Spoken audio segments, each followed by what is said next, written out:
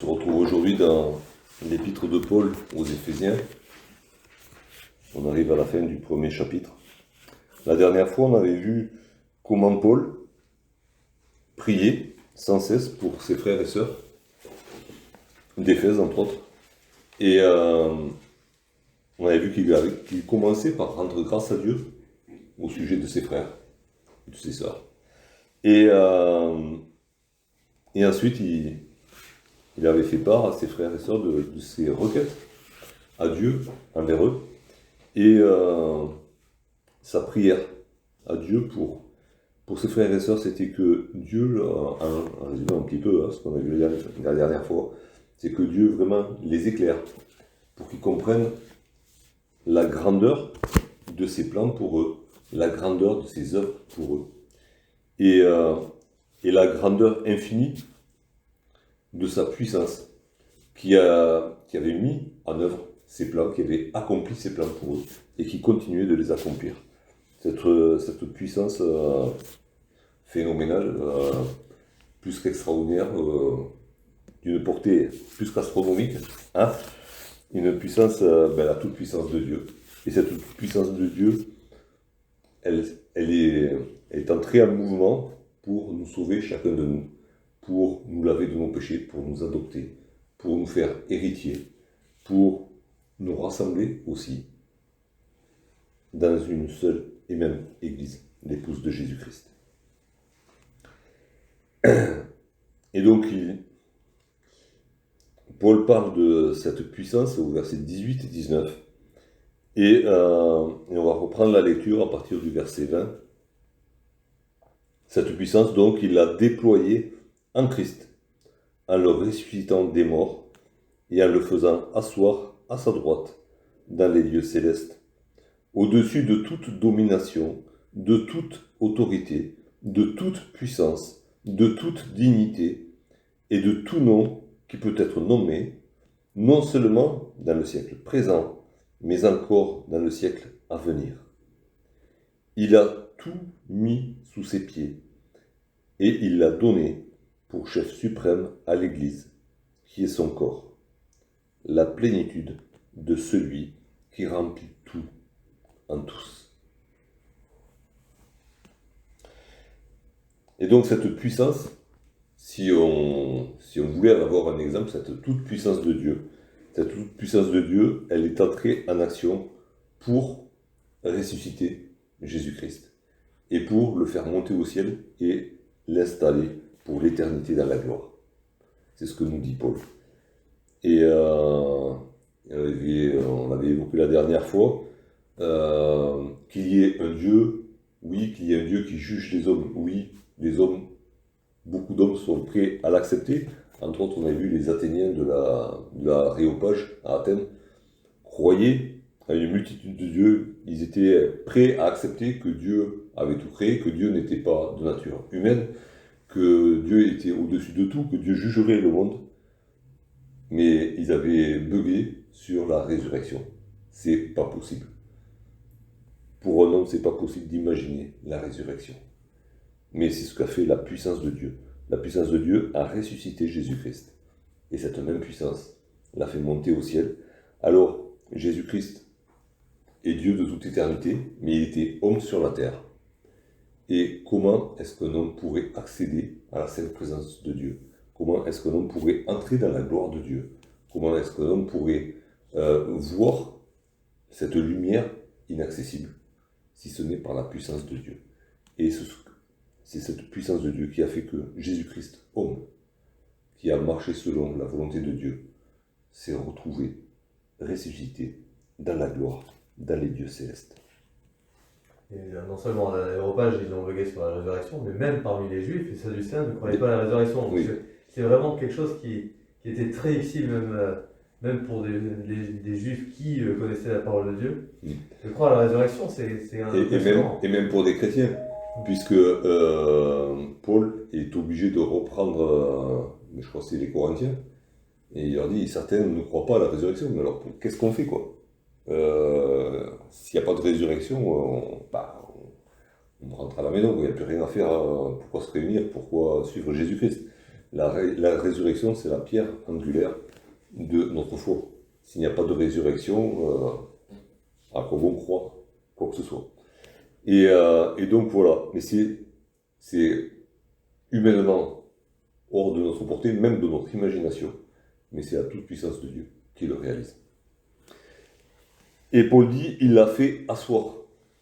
Et alors c'est pas juste que Jésus était fatigué et qu'on lui a donné un siège, là, vas-y, assieds-toi. Après tout ce que tu as fait sur la terre, quand même, tu m'avais bien de te reposer. Non, c'est rien à voir. Alors oui, ça veut dire s'asseoir, hein, mais dans le Nouveau Testament, c'est souvent employé avec un sens beaucoup plus parlant. On peut le voir entre autres dans l'évangile de Matthieu, Matthieu au chapitre 19 et au verset 28, Jésus s'adresse à ses disciples et il leur dit, je vous le dis en vérité, quand le Fils de l'homme, au renouvellement de toutes choses, sera assis sur le trône de sa gloire, vous qui m'avez suivi, vous serez de même assis sur 12 trônes, et vous jugerez les 12 tribus.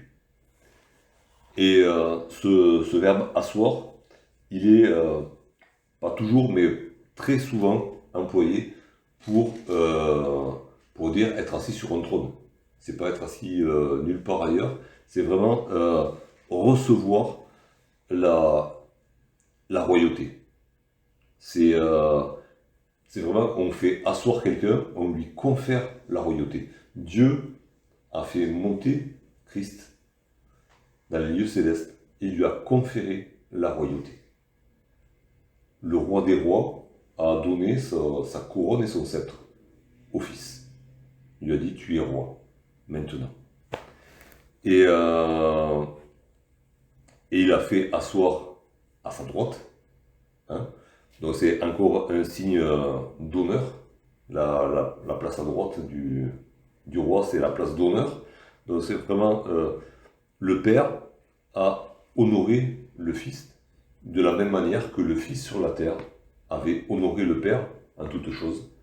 Quand le Père a reçu le Fils dans le ciel, il l'a fait asseoir à sa droite, à la place d'honneur. Le fait d'être assis à la droite, hein, d'être assis sur le trône à la droite, ça fait de Jésus le Fils, l'égal du Père, en royauté. Ils sont différents, sont deux personnes différentes, mais égales en royauté, en puissance. Ça fait de lui, ou ça le désigne aux yeux de tous ceux qui sont dans les lieux célestes, et de nous qui croyons, ça le désigne aussi comme héritier légitime du trône. Et donc, du coup, ayant pris possession de toute la création, tout ce qu'il avait créé, selon la volonté du Père, lui revient en pleine propriété. Voilà. Puisqu'on parle d'héritage, c'est une pleine propriété, tout de suite là. Et enfin, tout de suite, ça s'est déjà passé. Donc il est maintenant propriétaire de toute la création, tout lui appartient, tout est dans ses mains.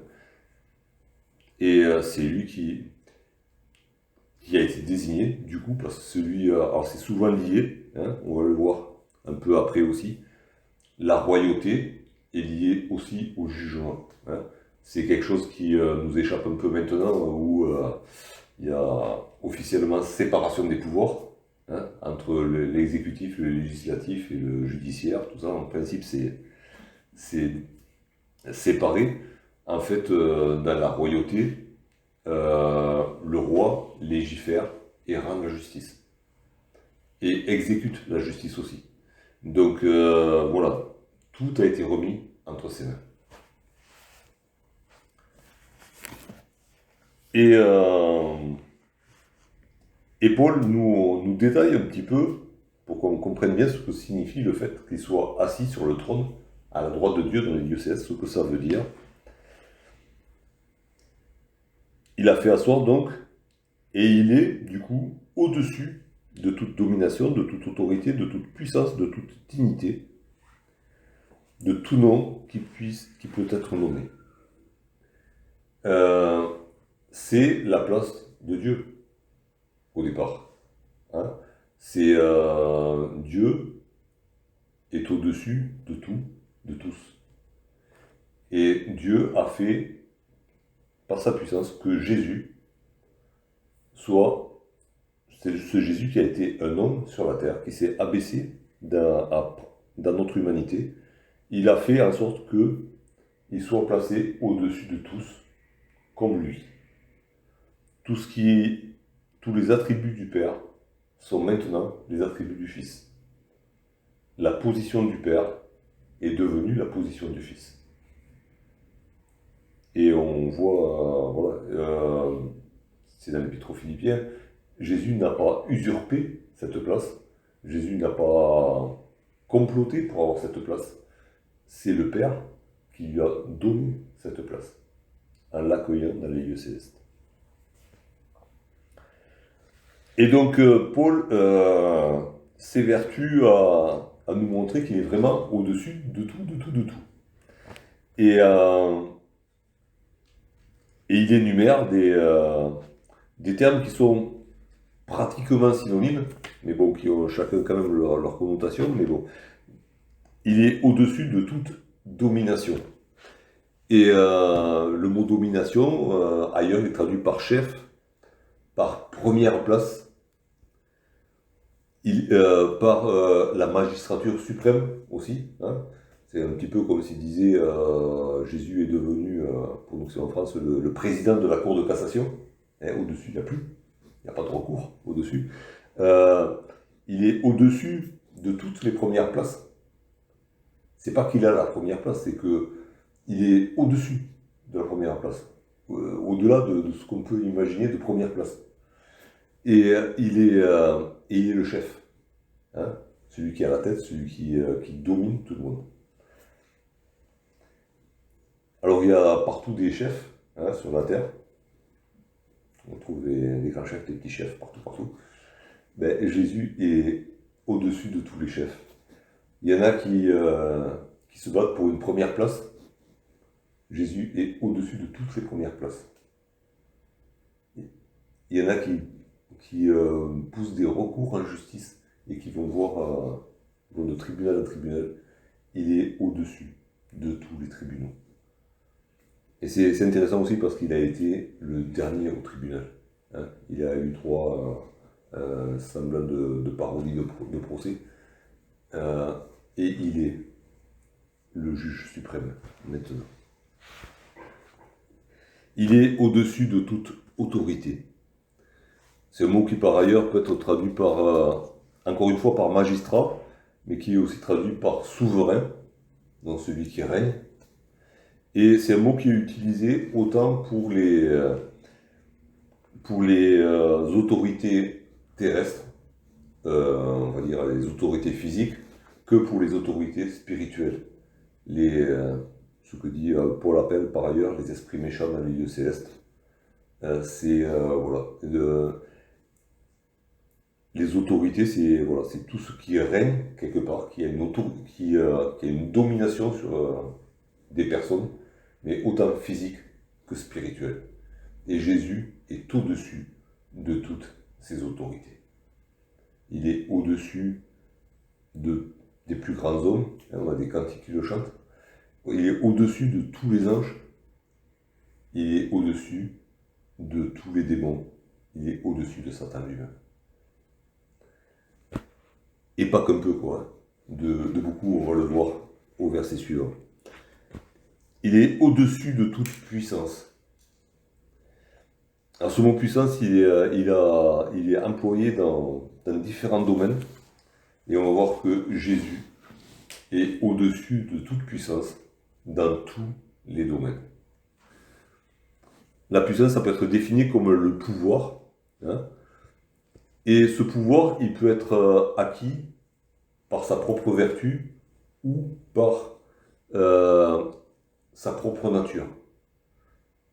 Alors par sa vertu, c'est par ses mérites, par sa force. Et Jésus est arrivé et a été digne de cette place qu'il a, de cette puissance qu'il a, parce qu'il a marché sur la terre sans péché. Il s'est abaissé lui-même, il s'est fait serviteur parfaitement de Dieu et de toute l'humanité, sans jamais pécher. Donc par sa vertu, il mérite cette puissance. Il la mérite aussi par sa nature, hein. Il est Dieu lui-même, et du coup cette puissance lui revient de droit. Cette puissance, ça peut être aussi le pouvoir d'accomplir des miracles. Alors là, il n'y a pas photo. Si quelqu'un sur la terre a un jour fait des miracles, authentifiés et rapportés par des témoins, et en quantité tellement énorme que Jean dit s'il fallait raconter tout ce que Jésus a fait, on remplirait des bibliothèques. C'est bien Jésus. Il est bien au-dessus de toute puissance. Il y en a d'autres qui ont fait des miracles, mais comparé à Jésus, il n'y a pas de comparaison possible. C'est aussi la puissance morale. Jamais homme n'a parlé comme cet homme. Parce qu'il parlait avec autorité, parce qu'il faisait ce qu'il disait. Et personne n'a jamais pu le prendre en défaut. Alors oui, il mérite cette puissance qu'il a. Cette puissance, elle a trait aussi au pouvoir basé sur les richesses. Et qui est plus riche que notre Seigneur Jésus-Christ? Lui à qui tout a été remis. Donc il est vraiment au-dessus de toute puissance. Il y en a des banquiers qui ont des fortunes colossales, des chefs d'entreprise, des rois, comparés à la richesse de Jésus. Qu'est-ce que c'est ça? Et puis aussi c'est le pouvoir basé sur la force militaire. Et notre Seigneur, c'est le Seigneur des armées célestes. Il se présente dans l'Ancien Testament déjà comme le chef de l'armée de l'Éternel. Et on le voit dans l'Apocalypse, à la tête des saintes myriades. Ça balaye tout, c'est le rouleau compresseur. Alors oui, Jésus est au-dessus de toute puissance. Il y en a, j'en parlais hier avec mon frère, des puissances militaires. Il y a des puissances militaires sur la Terre qui sont extraordinaires, des nations qui sont surarmées. Il y a plus d'armes que d'habitants. La puissance de l'armée de notre Seigneur, mais ça éteint toutes les puissances militaires de la Terre. Et s'il y avait des puissances militaires extraterrestres, ça les éteindrait aussi. Mais voilà, il est vraiment au-dessus de toute puissance, quel que soit le sens qu'on veuille donner au mot puissance. Et il est au-dessus de toute dignité. Dignité, ça peut être traduit aussi, mais c'est souvent traduit par Seigneur. Et il est le Seigneur des Seigneurs. Il a le pouvoir de vie et de mort sur tout ce qui respire, sur toute la création. C'est lui qui maintient toutes choses par sa parole puissante. Alors oui, il est au-dessus de toute domination, de toute autorité, de toute puissance, de toute dignité. Et au cas, je sais pas, peut-être que j'ai essayé de me mettre un peu dans la tête de Paul, mais au cas où il y aurait des êtres, des hommes ou des esprits ou autres, je sais pas, il peut y avoir comme autre être, qui n'entreraient pas dans ces catégories-là de domination, d'autorité, de puissance, de dignité.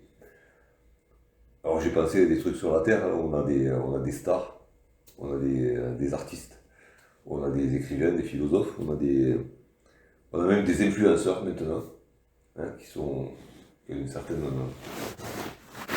autorité. Mais au cas où il y aurait des êtres qui n'entrent pas dans ces catégories-là, Paul nous dit, il est au-dessus de tout nom qui se puisse nommer. Au cas où j'aurais oublié quelque chose, vous pouvez chercher, il est au-dessus de tout. Et non seulement maintenant, mais pour l'éternité. C'est pas que, oui, bon alors, on admet que Jésus soit au-dessus de tout aujourd'hui, mais peut-être que dans l'avenir, il y a quelqu'un qui va le supplanter. Non, Paul dit, Dieu lui a donné pour l'éternité cette place au-dessus de tous. Et rien ni personne ne pourra le faire descendre de son trône. Il n'y aura pas d'usurpateur, il n'y aura pas de complot, et il ne va pas fuir ses responsabilités, il ne va pas fuir sa place, il ne va pas l'abandonner à quelqu'un d'autre. Il va la garder, puisque Dieu le lui a confié.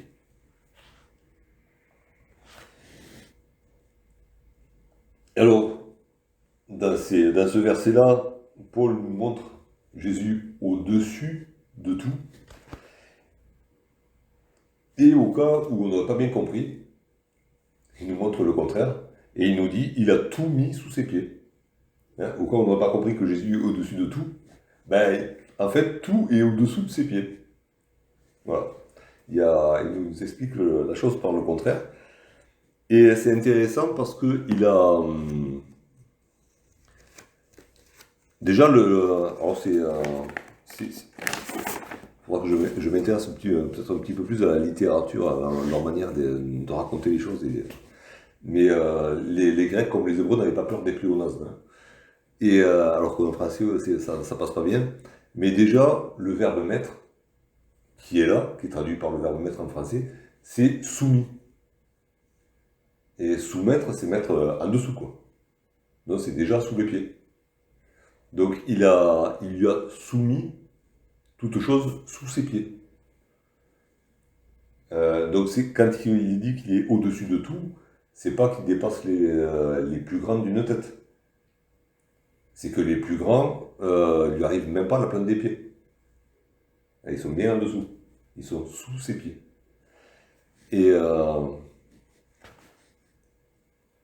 Et c'est répété, bon, déjà par rapport à Jésus, c'est répété dans les psaumes déjà, où il est question que Dieu mettra tous ses ennemis sous ses pieds. C'est repris dans le Nouveau Testament, cette prophétie-là est reprise dans le Nouveau Testament, et Paul et les autres apôtres le disent et le répètent. Jésus est vraiment au-dessus, mais bien au-dessus. Et tous ses ennemis sont bien en dessous. Ouais, mais Darby s'est mis assujetti, toute chose. Ouais, il y a le sens de royauté aussi et de domination. De domination voilà. Et du fait que aussi, ses ennemis devront lui rendre compte. Ils ne pourront pas se défiler. Alors, que ce soit de gré ou de force, toute la création est sous ses pieds. Et c'est là qu'il y a quand même une petite nuance. Alors, c'est vrai, on l'a chanté encore tout à l'heure, on aime se mettre aux pieds de Jésus pour recevoir sa parole. Mais il y a dans ce verset 22, il a tout mis sous ses pieds et il l'a donné pour chef suprême à l'Église. Oui, c'est vrai que on est venu au pied de Jésus, on s'est humilié au pied de Jésus pour recevoir le pardon de Dieu. Et on s'humilie encore, on revient au pied de Jésus à chaque fois qu'on a péché. Mais c'est pas qu'on est écrasé sous les pieds de Jésus. C'est pas une oppression, hein, comme pour ses ennemis. Hein. Dans l'Ancien Testament, il est question de mettre le pied sur la gorge de l'ennemi. Ça veut dire ce que ça veut dire. Hein. Même quand il est question de la prophétie qui est donnée au serpent, il t'écrasera la tête, ben, ça veut dire qu'il t'écrasera la tête. Tu seras sous ses pieds et puis il finit. Là, c'est pour l'Église, il est question d'autre chose.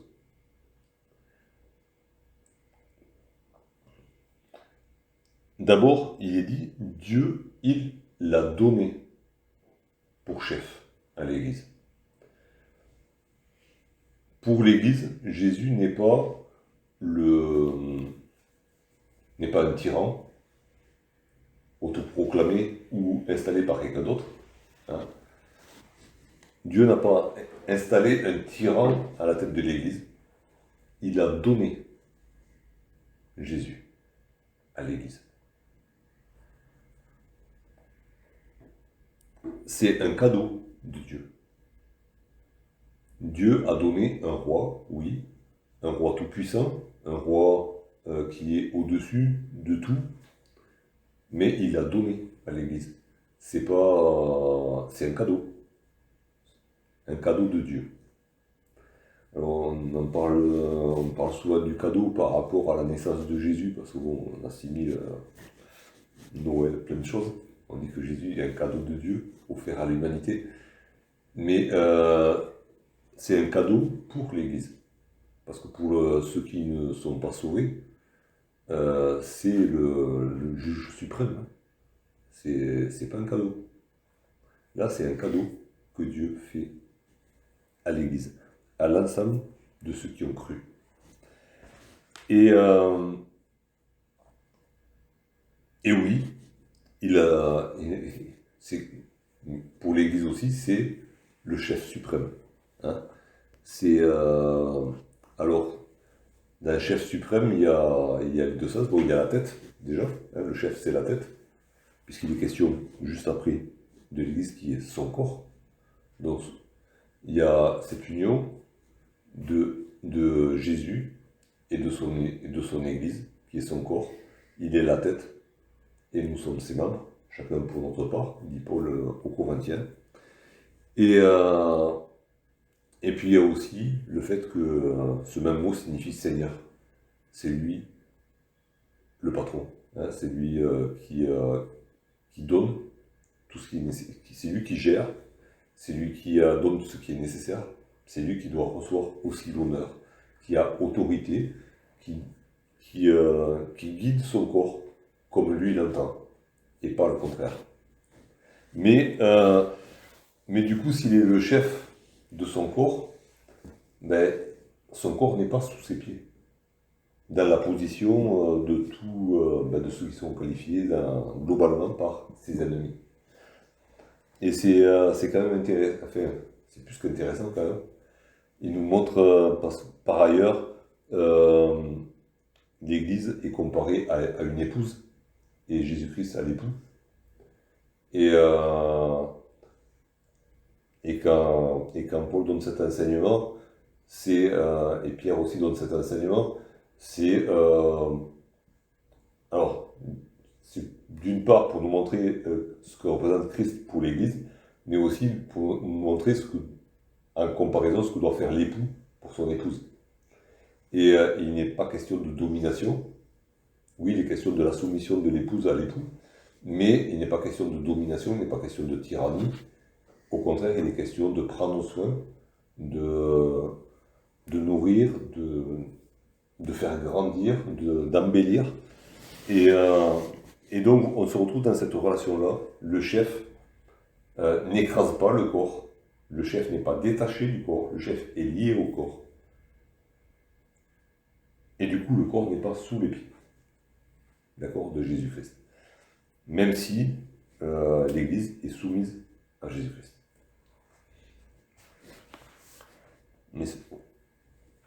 Et donc il a donné pour chef suprême à l'Église, qui est son corps. Et c'est intéressant parce que Paul ne dit pas, il a donné pour chef suprême à chaque croyant. Il a donné pour chef suprême à chaque chrétien. Il a donné pour chef suprême à l'Église, qui est son corps. Un croyant isolé, c'est un non-sens. C'est pas possible. Dans le sens isolé, en dehors du corps du Christ, en dehors de l'Église, ce n'est pas possible. Ce n'est pas la volonté de Dieu qui a donné Jésus-Christ comme chef suprême à l'Église. Alors oui, chacun pour notre part, on veut obéir à notre Seigneur. Ok. Mais ici, Paul ne parle pas d'individu, il parle du corps de Jésus, du corps qui est l'Église, de l'épouse de Jésus-Christ. Et c'est important par rapport à la suite aussi. Alors ce qui est intéressant déjà, c'est que on ne le voit pas bien en français parce que tout est traduit au présent. Mais dans tout ce qu'on vient de lire, si j'ai rien raté, il y a un seul verbe qui est au présent, c'est le verbe être qui est là. L'Église est son corps, aujourd'hui. C'est pas... Alors les autres verbes sont aussi présents, mais là, le temps employé par Paul en grec, c'est vraiment du présent. C'est quelque chose qui se passe aujourd'hui, et aujourd'hui à mesure que les jours passent. Quoi. Hein. C'était vrai quand Paul écrivait, c'est vrai aujourd'hui. L'Église, aujourd'hui, est le corps de Christ. Et du coup, l'Église, aujourd'hui, a pour chef suprême Jésus-Christ. Et personne d'autre. Sinon, ce n'est pas l'Église de Jésus-Christ.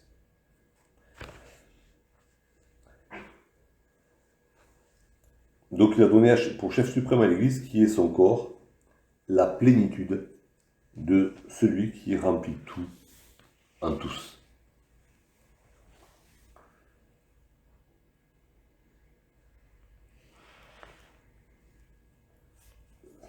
Je propose d'aller lire 2 versets, un premier dans l'Épître aux Colossiens. Colossiens 2, le verset 9. Il est ici question de plénitude. Car en lui, en Jésus-Christ, habite corporellement toute la plénitude de la divinité, ou la plénitude de Dieu, selon les traductions. Et dans l'Épître aux Éphésiens, au chapitre 4, et au verset 13,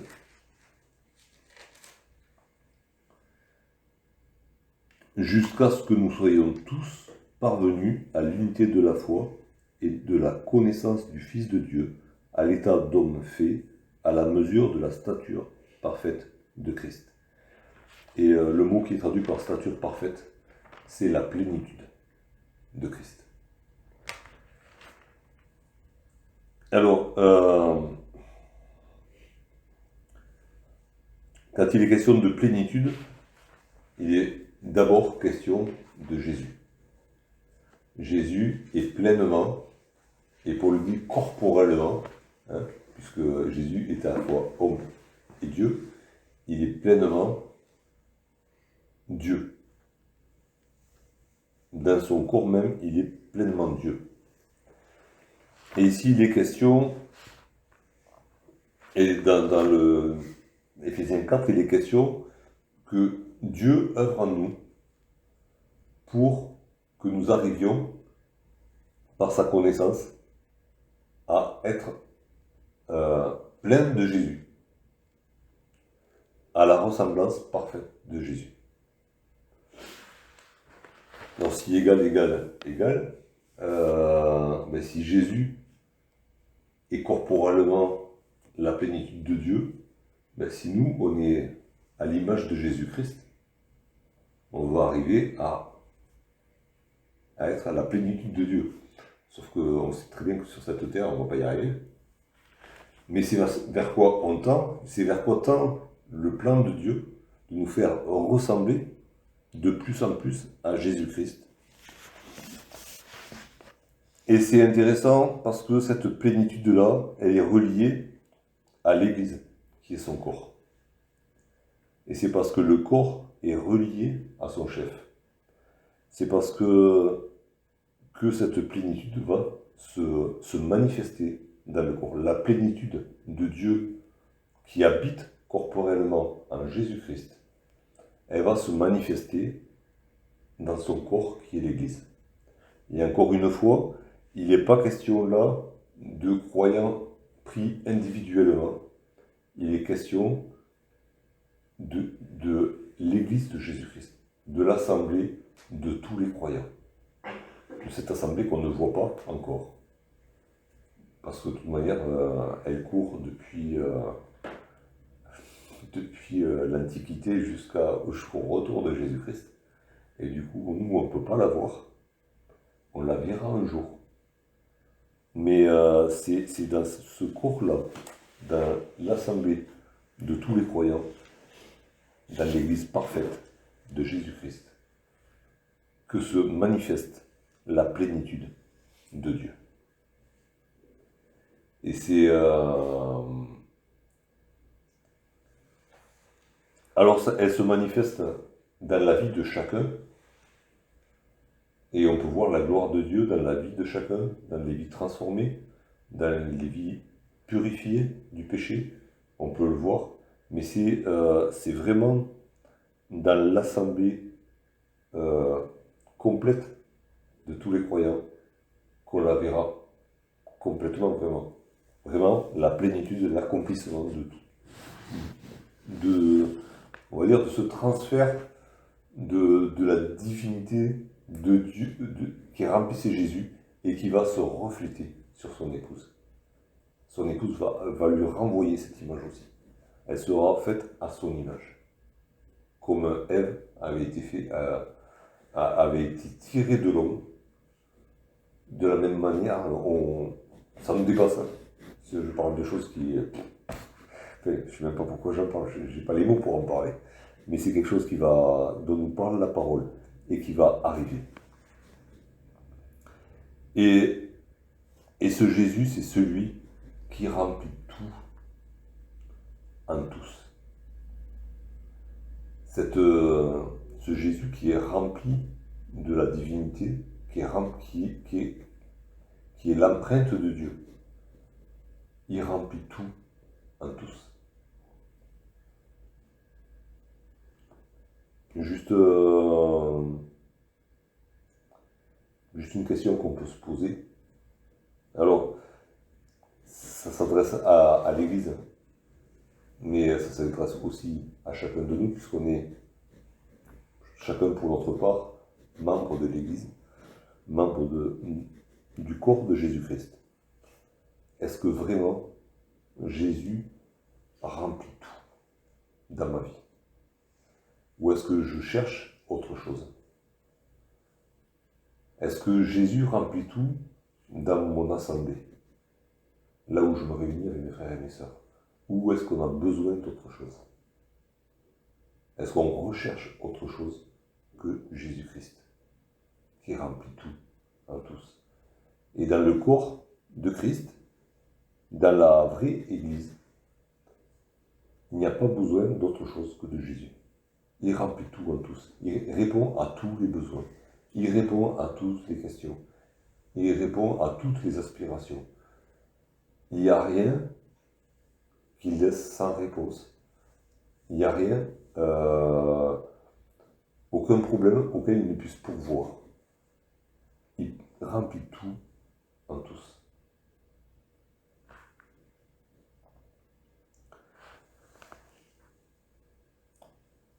Avant de terminer, je voulais juste revenir sur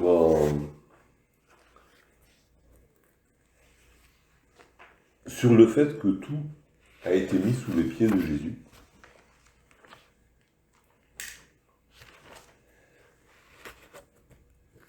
On a du mal à le croire peut-être. Et du coup, je propose d'aller voir dans l'Épître aux Hébreux. L'Épître aux Hébreux au verset 8.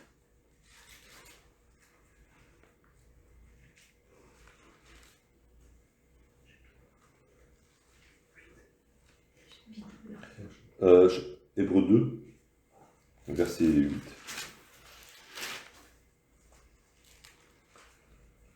Et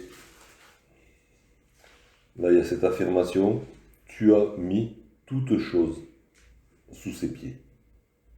En effet, en lui soumettant toutes choses, Dieu n'a rien laissé qui ne lui soit soumis. Cependant, nous ne voyons pas encore maintenant que toutes choses lui soient soumises. Hein?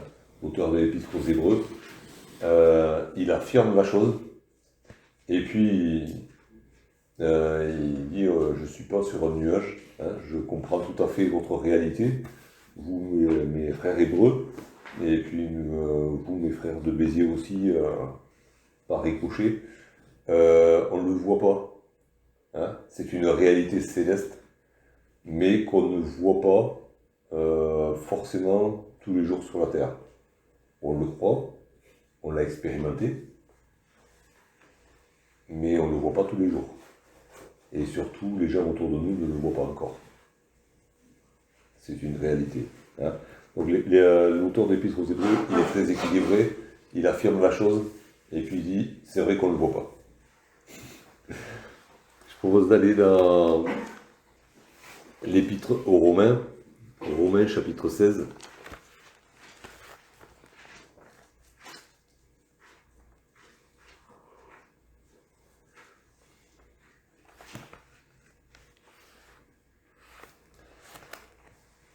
Au verset 20, le Dieu de paix écrasera bientôt Satan sous vos pieds.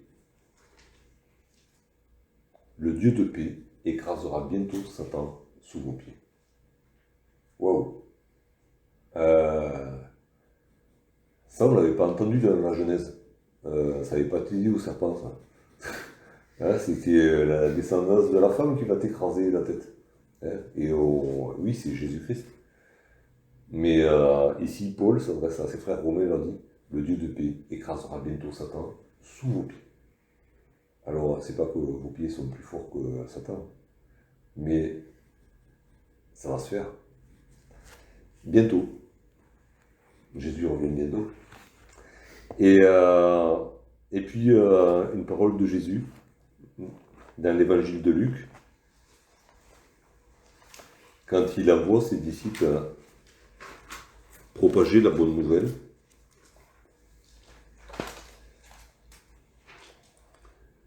Au verset 19, il leur dit, Luc 10, verset 19, et il leur dit, voici, je vous ai donné le pouvoir de marcher sur les serpents et les scorpions et sur toute la puissance de l'ennemi. Et rien ne pourra vous nuire. Alors,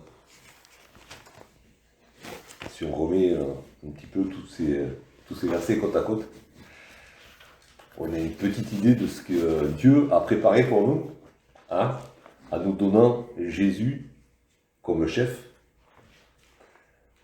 en tant qu'Église. Hein. Il a tout mis sous ses pieds. Et nous, en tant que membres du corps de Christ, voilà, alors, c'est pas bon, pas nous en tant que membres, mais l'Église de Jésus-Christ, soumise à son chef, mais elle marchera aussi sur la puissance de l'ennemi. Elle va écraser, elle aura aussi ses ennemis sous ses pieds, avec Jésus-Christ. Pas par ses propres mérites, pas par sa propre puissance, mais par la puissance de Jésus-Christ. Et quand Jésus envoie ses disciples, il leur dit, je vous ai donné la puissance de marcher sur toute la puissance de l'ennemi. Alors ce n'était pas par leur propre force. Hein. Et ça ne veut pas dire que les disciples n'ont pas eu à souffrir. Au contraire, ils ont été persécutés. Et Jésus leur a dit à l'avance, vous serez persécutés. Mais l'Église, en tant que corps de Christ, rien ne peut lui nuire. Ça fait 2000 ans que c'est démontré. Combien ont voulu éradiquer l'Église de Jésus-Christ? Personne n'y est arrivé. La parole de Jésus s'est accomplie. Et il a donné à son épouse le pouvoir de marcher sur toute la puissance de l'ennemi. Alors, ça ne se voit pas au quotidien pour tous les chrétiens qui sont persécutés.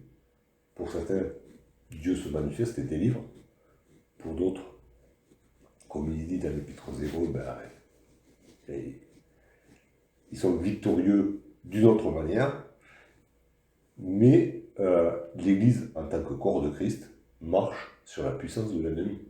Et l'ennemi ne dominera pas sur elle. Parce que c'est Jésus qui la dirige. Elle est soumise à Jésus et elle marche selon la volonté de son maître. Et du coup, la promesse de Jésus, le pouvoir qu'il a donné à ses disciples, il l'a donné à son Église et elle marche sur la puissance de l'ennemi. Et on a cette certitude. L'ennemi peut faire du mal aux chrétiens. L'ennemi ne détruira jamais l'Église de Jésus-Christ. Il ne peut pas. C'est une impossibilité pour lui. Alors à nous d'être de ceux qui sont remplis par Jésus-Christ. Pour être vraiment des membres de son corps, soyons vraiment remplis de Jésus-Christ. Que Jésus-Christ réponde vraiment à tous nos besoins, à toutes nos questions, qu'il soit vraiment la solution de tous nos problèmes et que nous n'ayons pas chercher ailleurs quelqu'un d'autre ou quelque autre chose que Jésus-Christ. C'est lui notre chef, c'est lui qui nous remplit, c'est lui qui remplit l'Église tout entière. Et nous verrons bientôt, selon ce que Dieu a promis par l'apôtre Paul aux Romains, bientôt nos ennemis sous nos pieds, toute la puissance de l'ennemi sous les pieds de l'Église de Jésus-Christ. Gloire à notre